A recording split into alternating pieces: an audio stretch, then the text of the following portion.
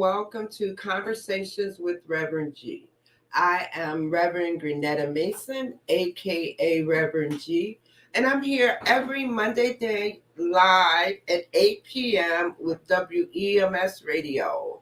We're live on Facebook, Instagram, Twitch, and Twitter. Each week, I have special guests, and we come together and we share our stories, our careers. We talk about what's going on in our lives. On this show, we talk about love, we talk about life, and we talk about spirituality. And we talk about spirituality from a practical point of view. How does it support you in your everyday life? We talk about the spiritual toolkit. What spiritual practices are your go to practices that support you when you need clarity or you need to just relax or not have stress in your life? What are the things that support you in just finding that space of peace? My guests, they share the practices that support them.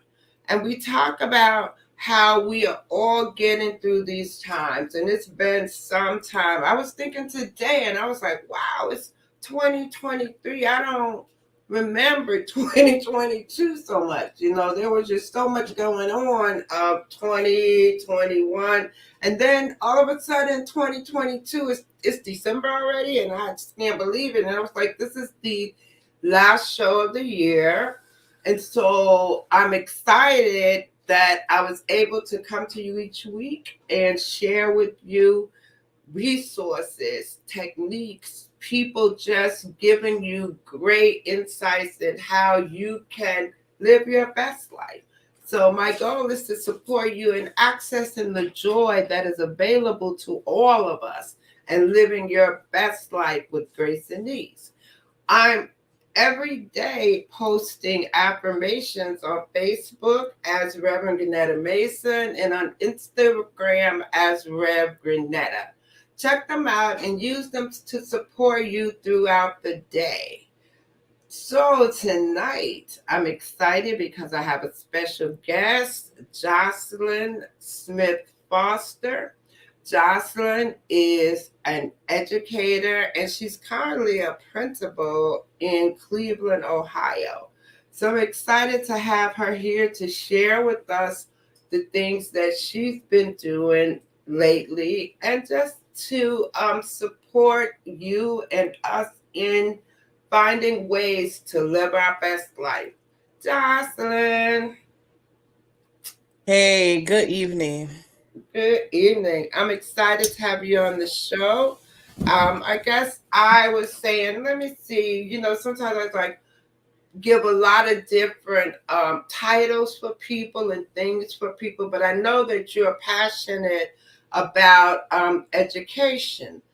When you were a little kid, did you want to be a teacher or a principal or in education in any way?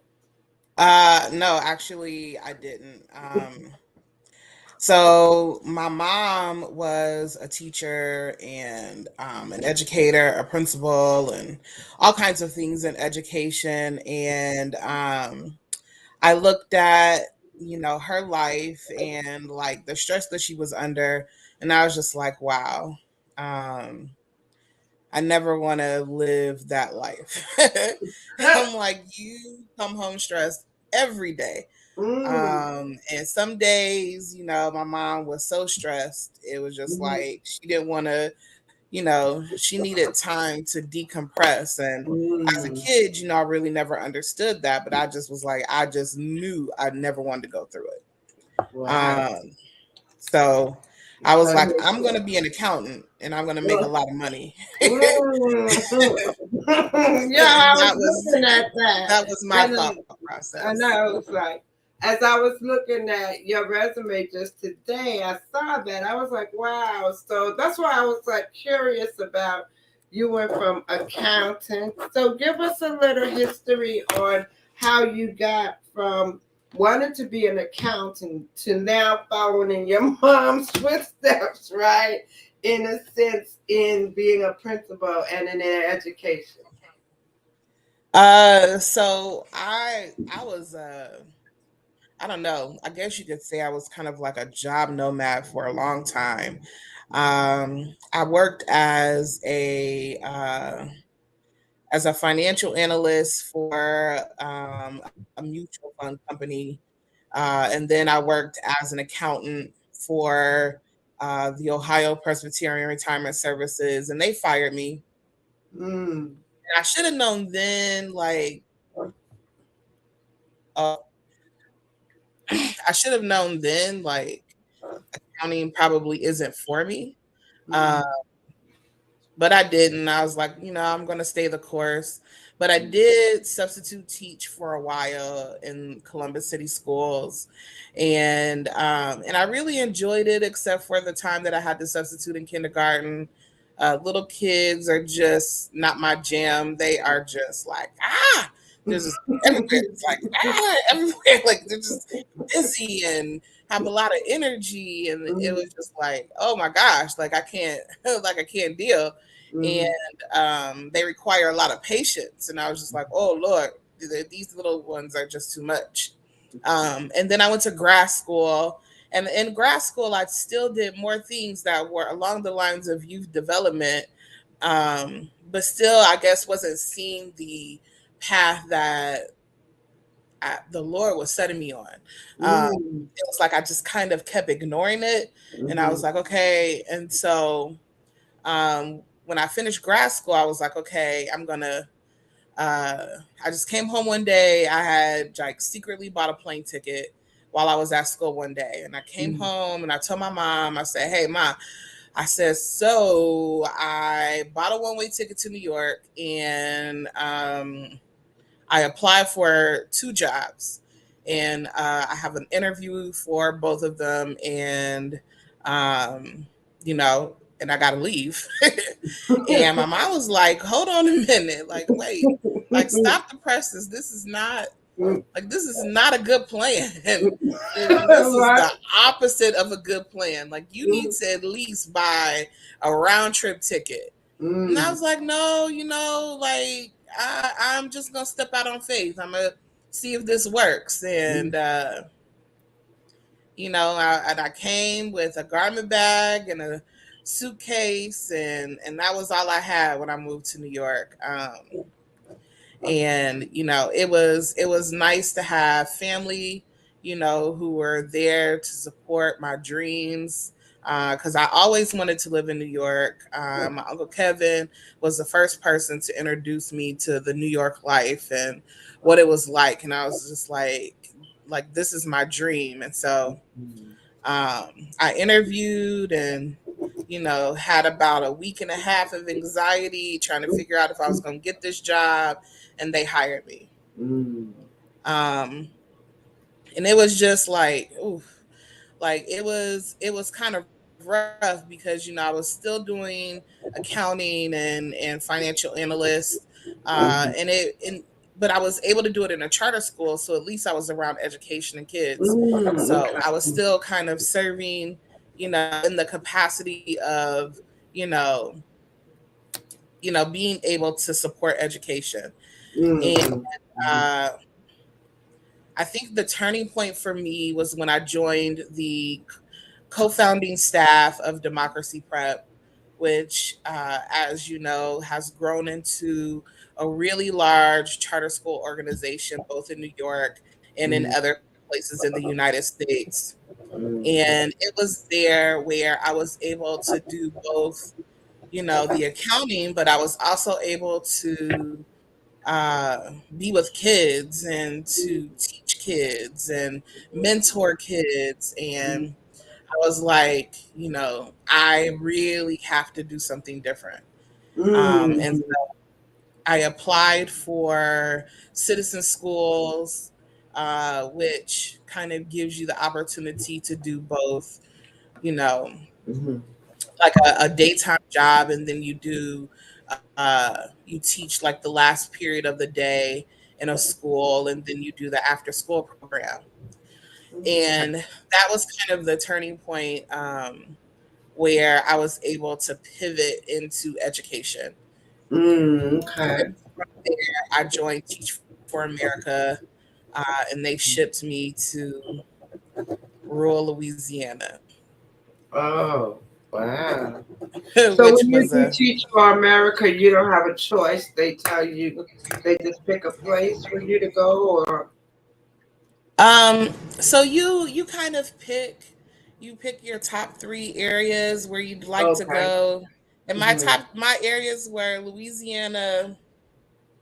My first pick was New York. My second pick was DC, and I think my third pick was Louisiana. Mm. And it was Louisiana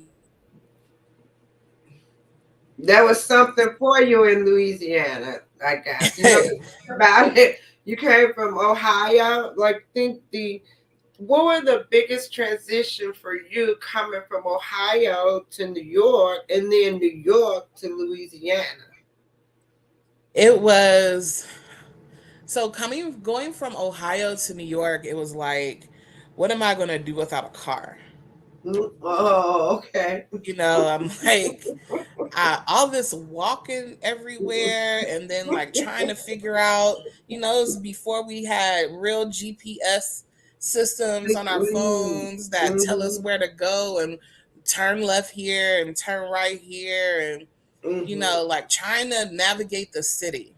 Yeah. um Also just the train and people was, like learning like to make friends and stuff like that. Mm. Was like the hardest transition from Ohio to New York because I was starting over. But then like Mm. moving from New York to Louisiana, it felt like I was in like a time capsule. It was like I was going backwards in a Mm. sense. Mm. Because where I was in Louisiana, they were still under a desegregation order from 1965. Um, Wow. and the disenfranchisement of little black boys and girls in rural Louisiana, which still is a huge problem as far as education is concerned, and how how people in some respects are still separated between Mhm. black and white.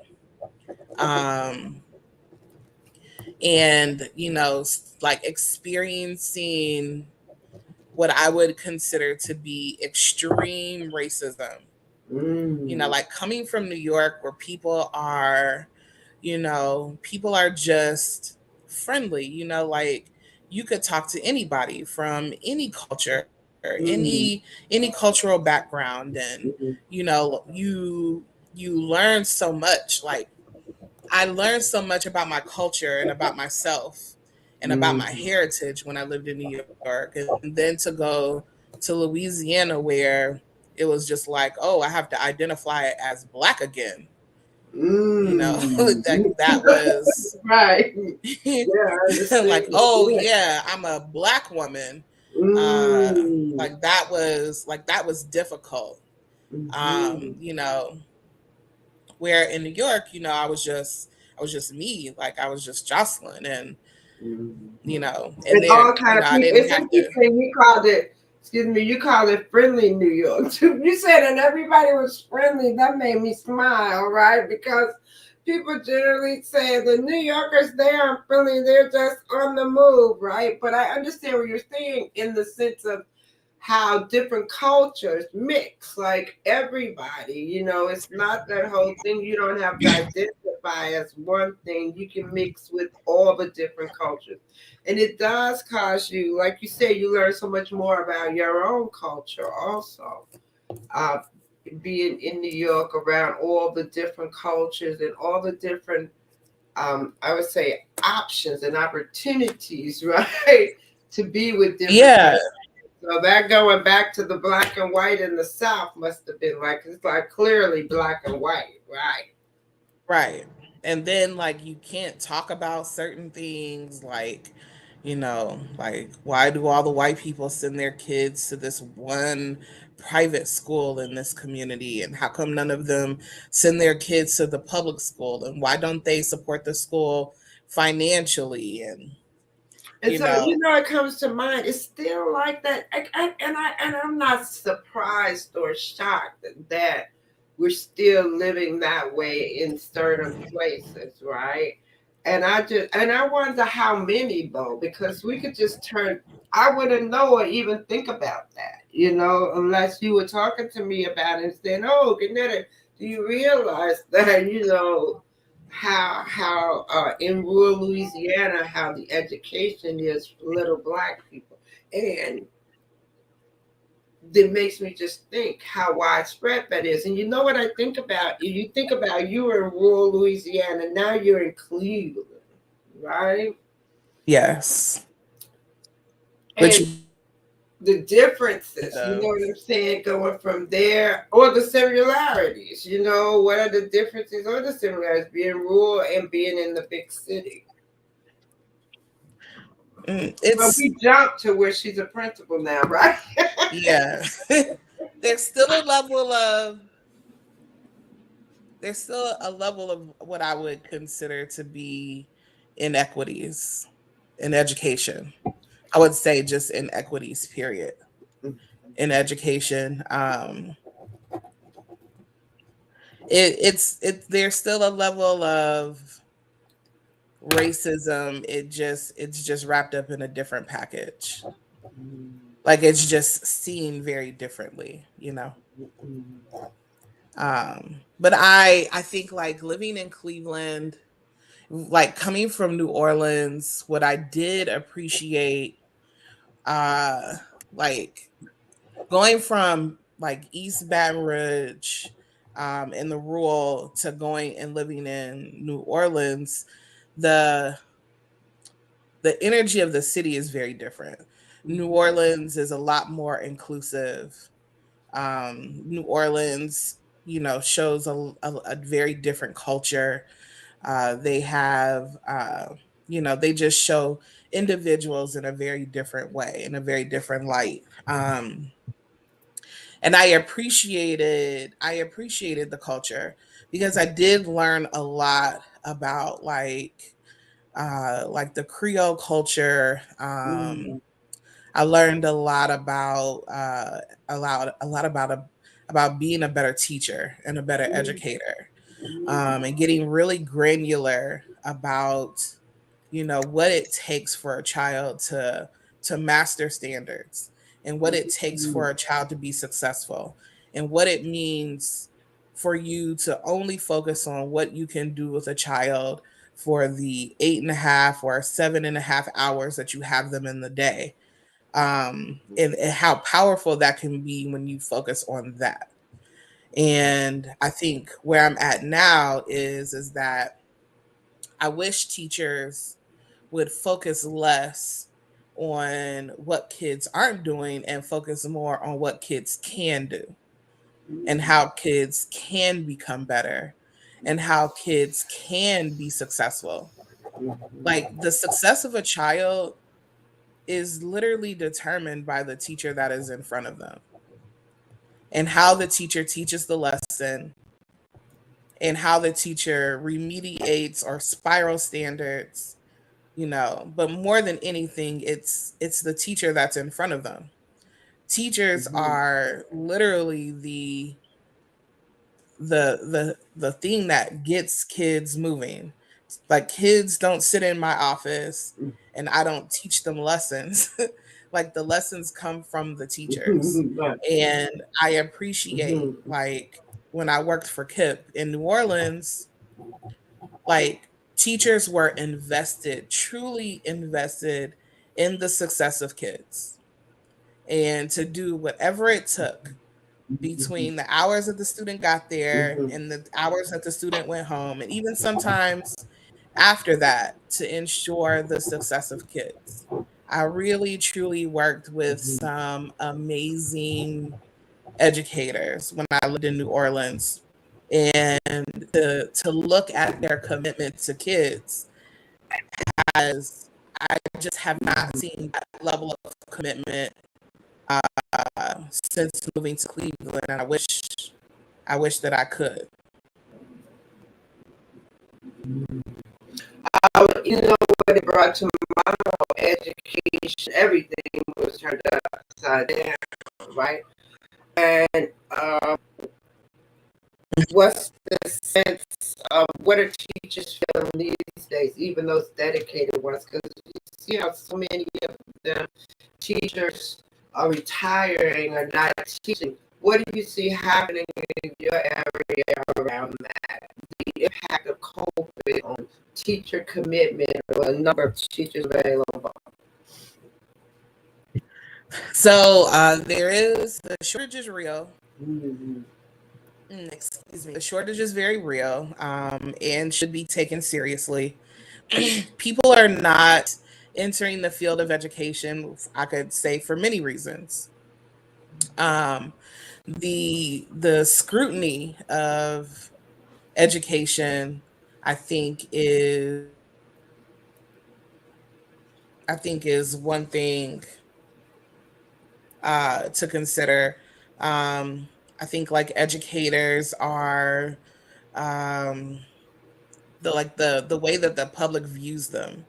Mm-hmm. Sometimes, they feel like they are not understood or their struggle isn't understood. I think COVID allowed teachers to see what it could look like, to not have to work so many hours. At least I can say from the educators in Cleveland, Mm-hmm. they actually had a pretty decent, they had a pretty decent situation that was negotiated by the union. Uh, and it provided them the opportunity to really see what it could look like if you you know if you didn't teach so many hours. And I think, like, coming back from COVID, I think even for me, getting back to the day to day was just difficult Mm-hmm. because, like, you really didn't have to deal with discipline. You didn't really have to deal with culture, Mm-hmm. because you could click a kid out of your class and not let them back in online, or you could report a kid to the principal and click the kid off, and then the principal would get online with the child and have a conversation, but it was just different because the Mm-hmm. child wasn't at home, the child wasn't in their face. Mm-hmm. And then it, like, even for like some charter schools, they charter schools tried to stay open as much as they could.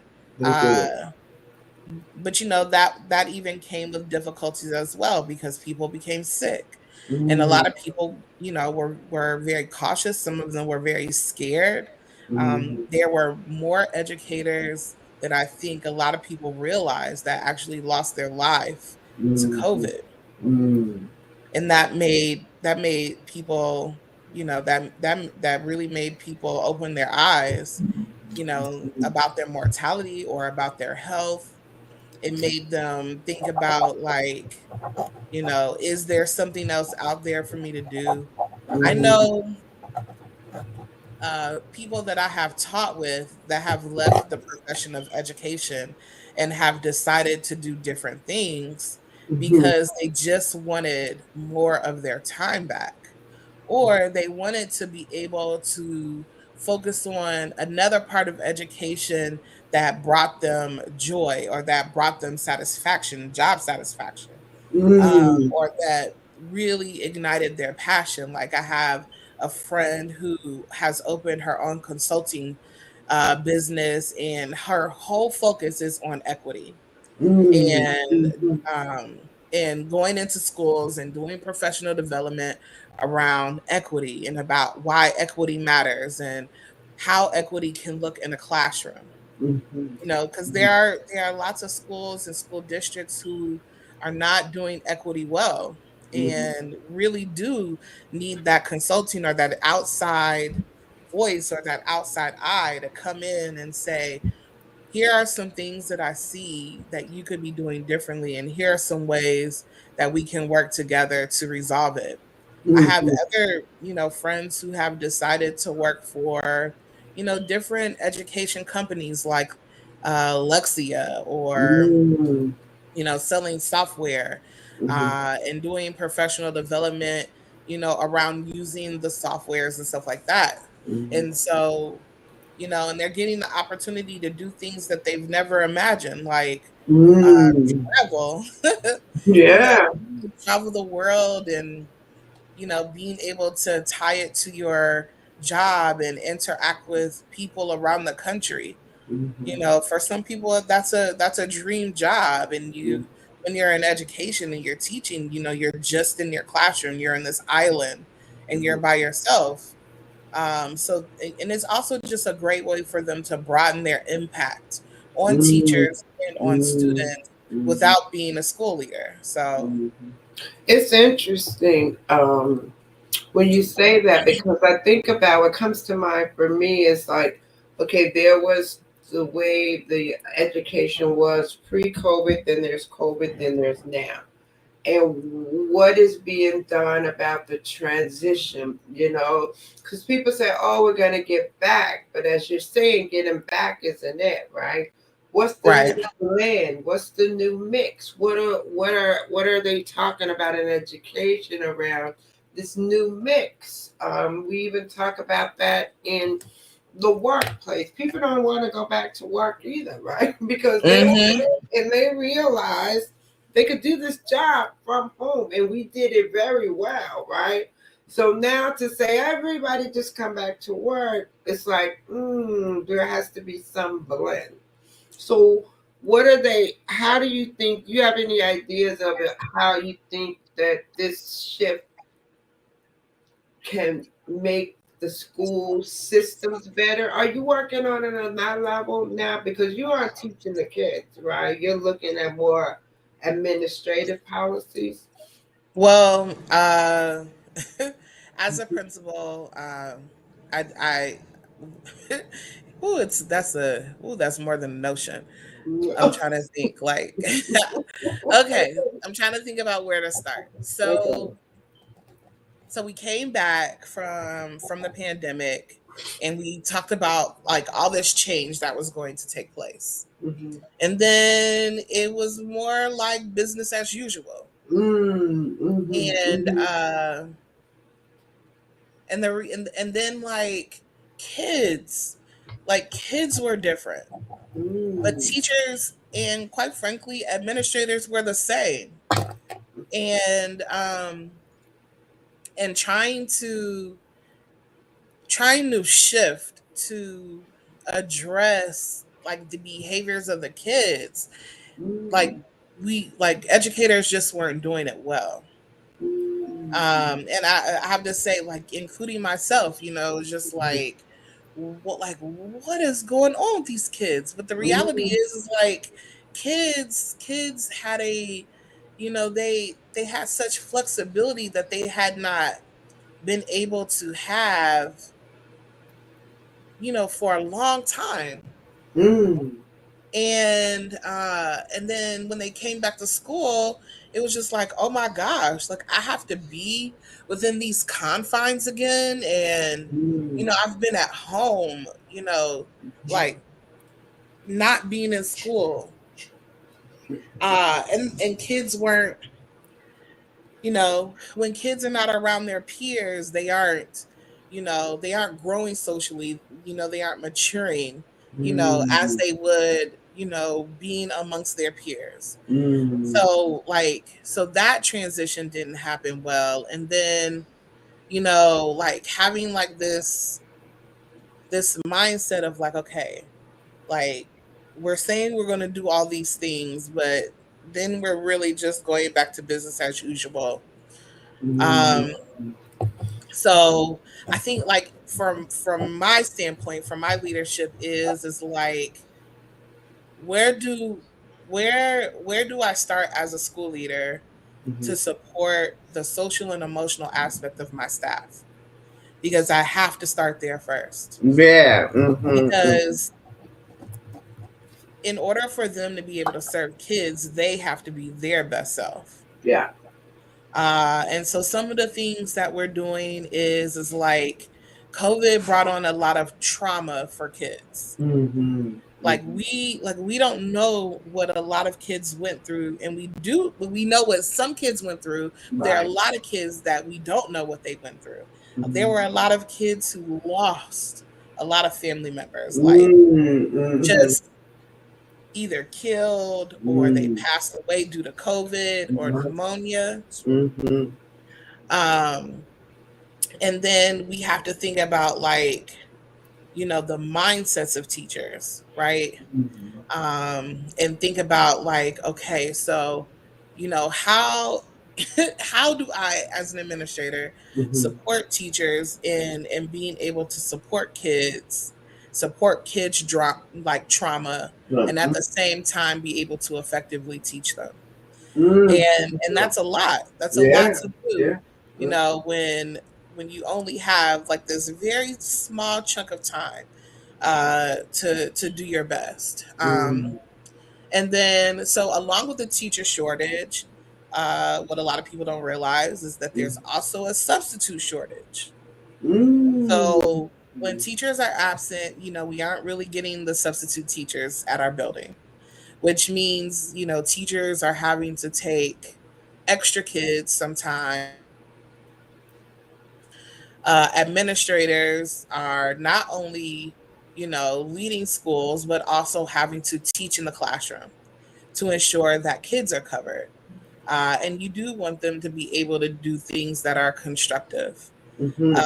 And that's a piece, that we just didn't consider, is like, okay, what happens when you have all these staff members out and you don't have enough people to cover the kids? And Mm. the only resolve to that is that principals have to teach. Mm. And that you gotta brush off those educator or classroom teaching skills that Yes. you Yeah. had, and roll your sleeves up and get in there. Mhm.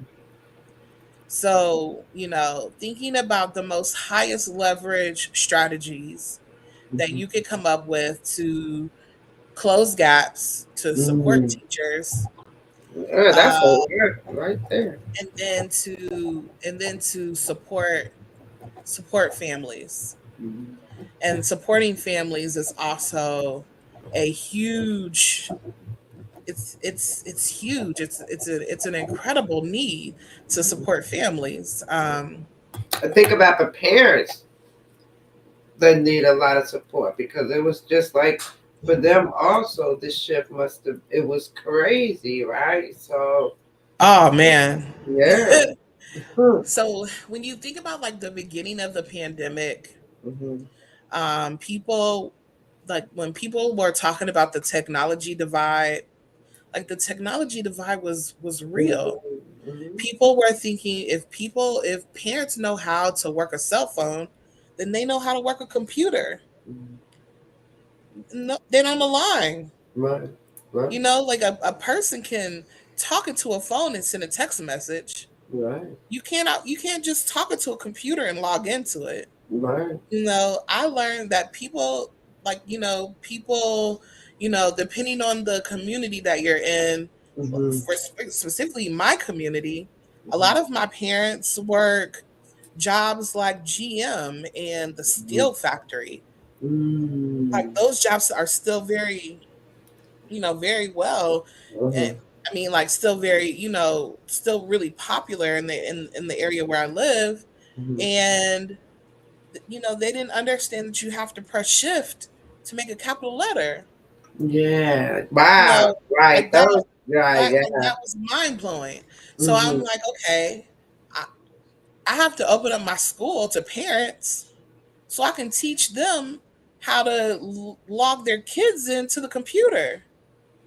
Like I have to have classes on how to get onto the platforms. Mhm. And they, Mhm. and it's like I'm breaking rules because they clearly told us we can't have people in our schools.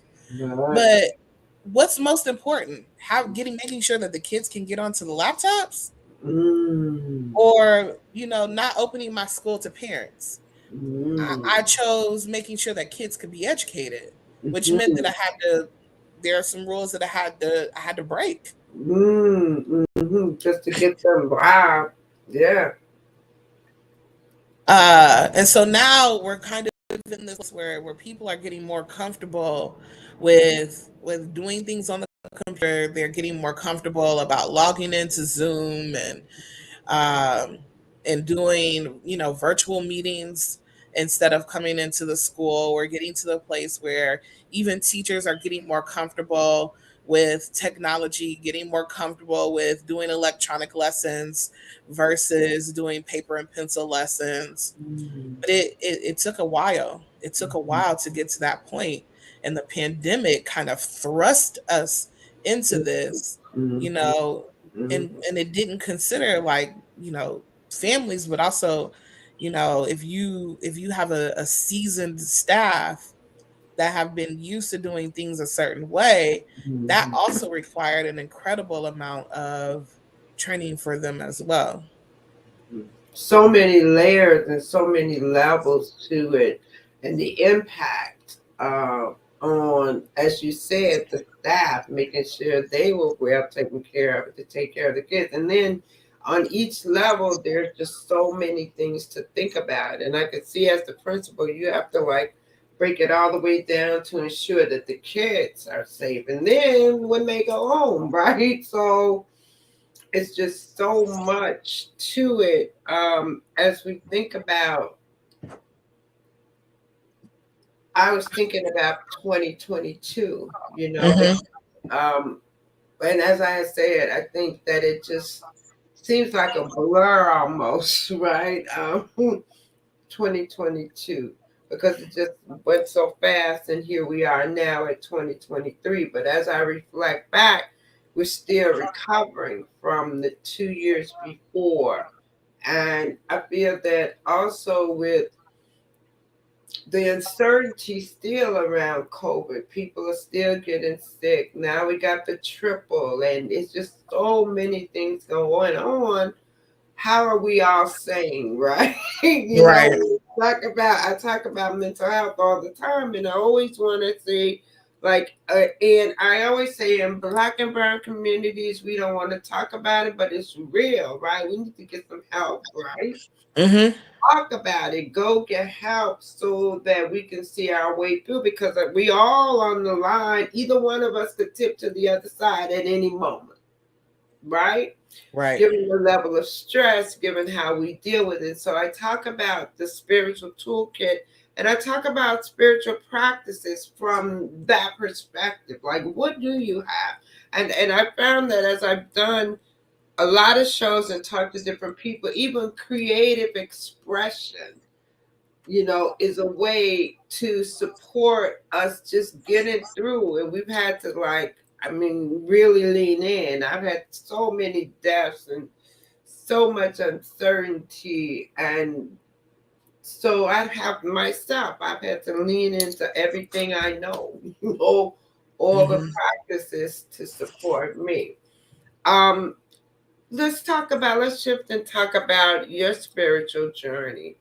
Um, from when you were a kid to now, tell us how you've evolved spiritually.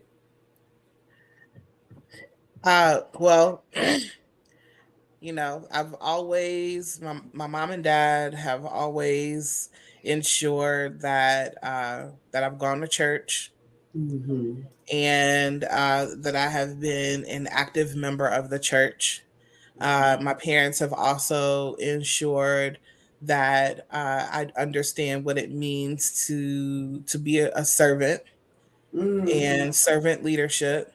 My parents have both showed me what it means to be a servant leader in the community and in the church.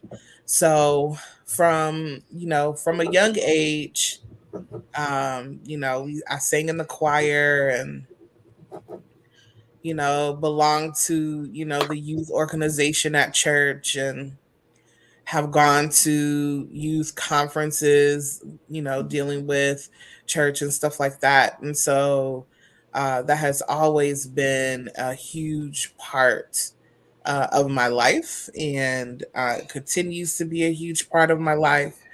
Um, And I think like I think as I've grown, there are things that I have learned about taking time to uh, just be quiet, Mm. Mm. um, and to talk talk to the Lord, constantly staying focused on His Word, um, and trying to do well with um, and being active with people, Mhm. Mhm. and always doing my part. The oh the shirt that I have on this evening, you can get it from a website called, I think it's called Power in Black, and it's a black owned t-shirt company. This was a part of the series of t-shirts I wore during Black History Month at my school. We wear every Wednesday. We wear either a sports team shirt, or we wear but in the month of February, every Wednesday we wear a Black History Month t-shirt. Mhm. And so this was one of the 4 t-shirts that I wore in the series. Mhm. Okay, good. Um, so yeah, we were going. What was coming to my mind as you were talking about, you were raised in the church. You were part of Yes. the church. It was always a part of your whole experience. Did you find when you moved to New York? Did you find a church? Was there? Oh yeah, the church kind of. You went down the street, right? There was Yeah. still the whole connection to going to church. As I think about it, so as an educator with young kids, do you have any idea of how religion is playing out with them now? And I thought about it when you were like, these kids are different, right? When they Mhm. came back from COVID, they didn't go to church either, right? So, do you have a sense of where kids are with religion and spirituality? That is that's a difficult question. Kids, there are some kids who clearly have a belief, Mhm. and then there are some kids who you know, I think like they don't. I don't know, I don't know what their interest is in. Uh, Most kids are really tuned in to Instagram and Hmm. uh, TikTok and other things, but I'm not sure that when we were kids, our parents took us to church no matter what, and it was just like I all of my friends went to church. There really isn't one friend that I can really think of that didn't belong to a church. We may not have belonged to the same church, but we went to Mhm. church. Right. All of my friends went to church. Mhm. My friend Judy's, grandparents had their own church. My Mhm. friend Maria went to, a different church. We would visit her cousin's church, Yeah. and she went to a Pentecostal church, but that was a part of the things that we did as kids. And I think like I hear kids there's one young man at my school who I know clearly goes to church. And he came to school one day and told us that he wanted us to put in the announcements how his church was giving away, Thanksgiving dinners and turkeys. And if families were in need, they could go to X, Y, and Z to his church, to pick up turkeys. But beyond that, like kids don't really, like we would freely talk about anything in school. But sometimes church was a huge part of the conversation, like, did you go to church Sunday? Did you sing in the choir? Oh, my church is having this weekend, and my mom and I are going to go. And those are the conversations that we used to have as kids. And I don't really hear kids having, those conversations, or making those connections to the impact that God or that Jesus has on their life. Um, Mm. I don't, like, when we talk about like praying, like even as a child, when I think about my prayers as a child to my prayers now as an adult, they're very different. Mhm. I don't know, I don't know what, like, where kids are in Yeah. their religious journey. Mm. I do have one child who is Islamic or Muslim, and she talks to me about Ramadan, and how they're going to be celebrating Eid, and Mhm. those kinds of things. But beyond that. Yeah, that's interesting too because when I have parents on my show too, I always ask like, what are they teaching the kids? Are they going to send them to church, or are they going to? Because so many people now are spiritual, not necessarily going to church. Mhm. Um, so then you say, so what are the kids going to get, right? So I think about how, like you said, everybody around us went to church, right? That was just a part of what we did, right? And as we got older, we learned different things and we evolved, and we're growing spiritually. And as I look at it today, as you said, I'm curious. Are kids like going to church and learning the values that we learned? We might have said, "Oh, I stopped going to church," but we got some base good values that we learned, right, by going to church, right? Yeah. And if kids are just on Instagram and TikTok and all, it's so much out there, though. It's just, to me, it's like you can find an answer to everything on the internet, right? Mhm. So, whatever you want to believe, you can find support for that belief, right? Right. It's just so wide open. So I wonder about this whole generation of kids, I would say, right, and their values and even their coping mechanisms. What are they going to look like? And we talk about, I talk about the spiritual toolkit. We talk, and as I talked about earlier, how do we find clarity, or if we're stressed out, we find a way to pray or meditate or do something to calm that down. But what's that based on? I heard you earlier talk about faith. What if you didn't have faith and hope, right? What are you basing it on? Mhm. When you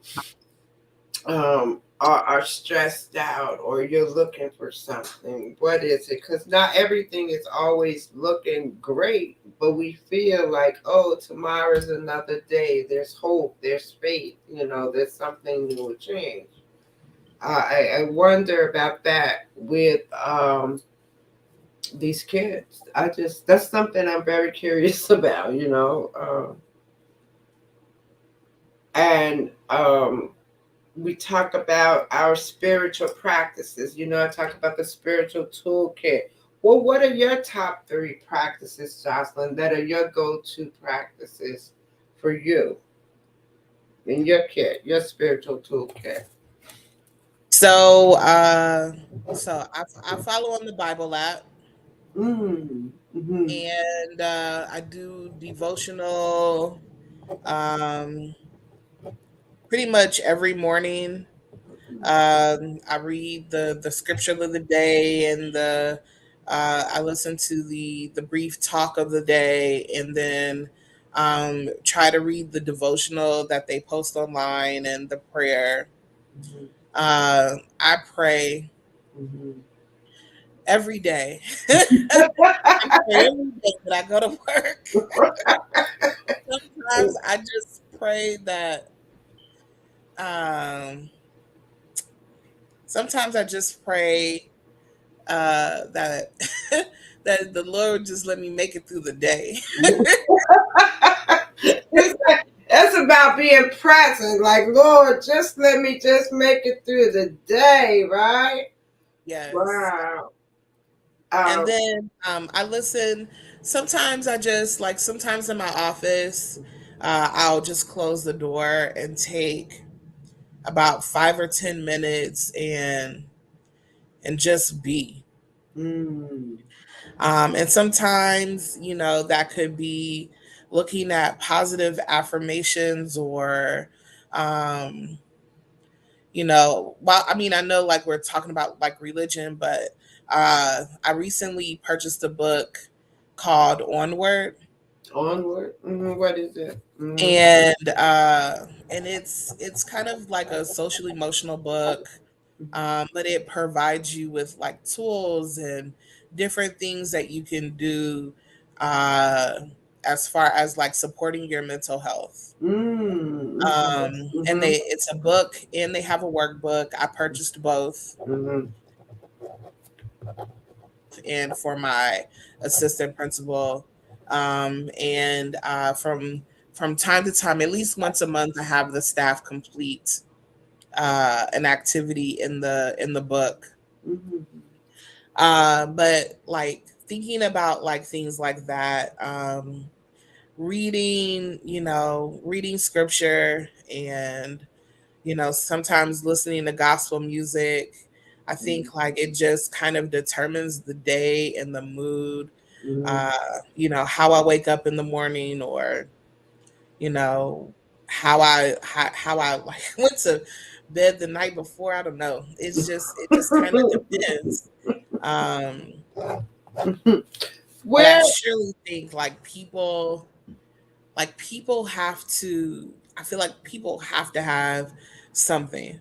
Mm-hmm. Like, Mm-hmm. living in this world and dealing with the things that we're dealing with, to overcome anxiety and worry and fear, because Mm-hmm. right now there's a lot of fear in this world. Yeah, so You much. have to have yourself a something. Or something, um, right? Yeah, whatever you want to. I like that. You have to have a something, right? And we need, and not alcohol or drugs, right? But something, right, to support you in just everyday living. What does that look like, And I think mhm, about it's gonna be 2023 coming up, right? And we said it, we like, oh, it's the end of the year. We reflect on the past year, and then we look and say, oh well, what do we want to do for the next year? And as I think about with you, what do you see some of the things that you want to have happen? And it may not happen over the year, but what are some of the goals that you want to see with your school and your area? so I want my school to not be an F. Oh, it's an F, right? She said, I Yeah, want my sister. Now, we I are an think F you did school. some great programs It's there, though, public. Well, they don't give letter grades anymore, so let me right? not say that. They Yeah. don't give letter grades anymore. Let Mm, me let me retract that statement. mm, I would like for my school to have 3 to 4 stars in all of the categories. mhm, I would like for my teachers to finally start to see the fruits of their labor. mm, Um, I want us to be more data driven. mhm, I want us to have a more data driven culture, and I would like for us to have a more inclusive culture when it comes to kids. Like I really want teachers to really focus on their locus of control. Mm-hmm. That would be my goals for the school. My goals for myself are always to be more reflective, to take more time for reflection, to take more time uh, to decompress. Mm-hmm. That one is a lot more important than I had taken that a little bit for granted. The importance Mm-hmm. of decompressing, Mm-hmm. um, and always, uh, you know, working on my relationships with people, working on my relationship with my husband, Mm-hmm.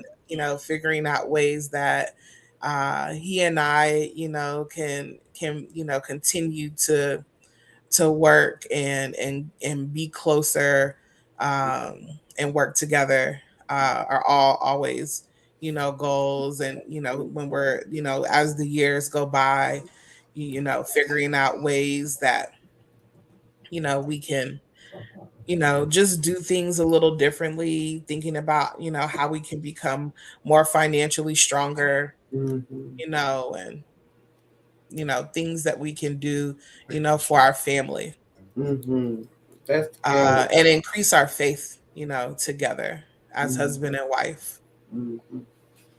That's good. And I like that you mentioned that because it doesn't just work. Relationships, you have to work on them, right? And Mm, you have to work on it. It just doesn't work. Like, oh, it's all great and it works, right? So yeah. it I takes lived in work. those rose colored glasses for a little while. For a little while thinking it's supposed to work, right? Well, I've been starting on this new program, a mental fitness coach, right? And Mhm. this program is focused around positive intelligence. So there's a positive intelligence operating system that is really supportive, right? In us, like I'm always about living my best life, right? And with the grace and ease. And I'm using this. What I love about this positive intelligence operating system is that it has you look at like the things that are holding you back in your life, right? And then Mhm. it takes you through ways to just recognize them, know that they're there, work with them, but keep moving forward. I also like that it is like you can do it in moments. You know, in the middle of the day, you just have this thing with a kid, right? You can't always just go and take like a long time to decompress. It gives you little things you can do in the moment. In a 2 minute little session, you could do a little breathing or you could do a little exercise, something. And I like that because we meditate in the morning, but if you're busy during your whole day, you can't take 20 minutes to meditate, right? And I'm sure Mhm. in your day, there's so much going on. When do you even take a moment to breathe? So, what I love about it is really about personal development too. And I have seen how, as you were saying, we always want to continuously grow and to continuously be better. And I've seen a difference in my relationships with people, and especially at work. My whole work relationships have totally shifted based on using this positive intelligence. So I'm on a new adventure too for 2023 is to really make this a practice, support people in looking into it and using it in their lives also. So it is now like what that bewitching hour. The show is over. This is my last show for 2022. And I'm excited that I you were here, Jocelyn, for this show. I'll be back in 2023. Oh my, Awesome. like with bells on right now. So I'm excited that you were able to come and join me. And we didn't get to everything because I know I've seen you on the news. I know you're doing some interesting things in Cleveland with the kids. You brought the kids to New York, so we didn't get to go over all the amazing things that you're doing there. And as much as you're stressed out, I want to just say I applaud you for the things that you're doing to make a difference for the kids there. So thank you so much, and we'll be in touch. Happy New Year! Yeah, happy New Year to you too. All right. Yeah. Thank you for joining me tonight on Conversations with Reverend G. It's the end of 2022. I will be here in 2023 with guests from all walks of life, and we'll talk about our current situation. We'll talk about spirituality. We'll talk about love, and we'll share with you in hopes that we can touch, move, and inspire you in your life. Because my goal is to support you in accessing all the joy that's available to you and living your best life with grace and ease. You can find me every day on Facebook as Reverend Grenetta Mason and Instagram as Rev Grenetta. Well, it's the end of 2022 and we look forward to 2023. Happy New Year. I will see you in the new year.